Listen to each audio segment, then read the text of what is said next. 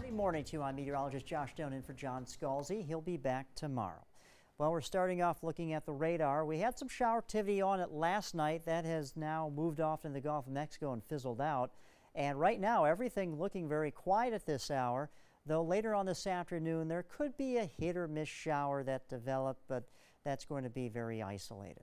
As far as the red tide report, this graphic actually came out on Friday. We're going to get an update on this later today, but as you can see, the report very sparse as far as red tide reports go, which is good compared to what we've seen. This entire coast has been lit up in red over the last several months, it seems, but for right now, it looks like things are kind of quieting down. Let's hope it stays that way. Again, we'll have an update report coming up later on today. 75 degrees, our current temperature here in Sarasota. Humidity, though, at 100%, so won't be surprised if we see some areas of patchy fog on this Monday morning. So just slow it down on the roadways if you run into some limited visibility. But right now, the skies are, for the most part, pretty quiet, pretty clear.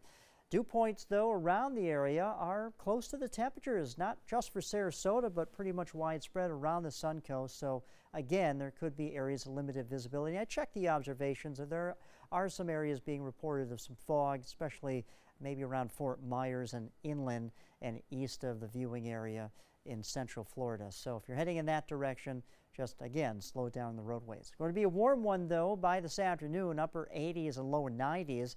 The average for the high is 86 for this time of the year, so we're going to be above that. And then showers will come into play by the middle of this work week, and then we're in store for a very nice, mild, and sunny weekend as we get in the next few days. The tropics, National Hurricane Center was looking at this area of disturbed weather the other day, but it's encountered some wind shear, so we're not really concerned about that anymore. And then here is an area that has a 30% chance of shower activity in the western Caribbean, but it is moving west, and eventually it will be moving over land. And once these systems move over land, the fuel supply is cut off, so we're really not concerned about this. And again, this is moving west, not north, so that's good news for us.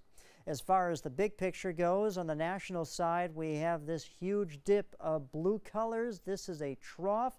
Pretty potent cold front came down from the north over the weekend. And as you can see right now, the current temperature in Denver is 20 degrees.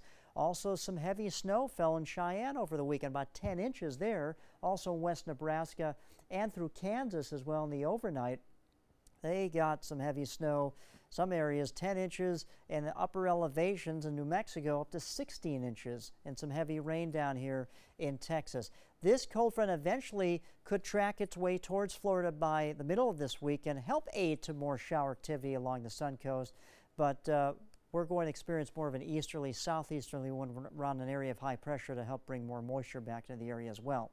As far as the futurecast goes, nothing really to show you that pops out at us, but there could be a few isolated showers that develop later on this afternoon. But again, those will be isolated and very sparse.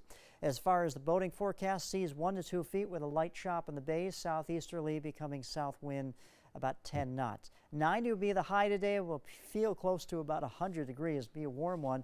And then there you go. By middle of this week, shower activity, about 40 to 50% chance by Wednesday. And then we are in store for a very nice weekend ahead of us with mostly sunny to partly cloudy skies and highs around average at 86 degrees.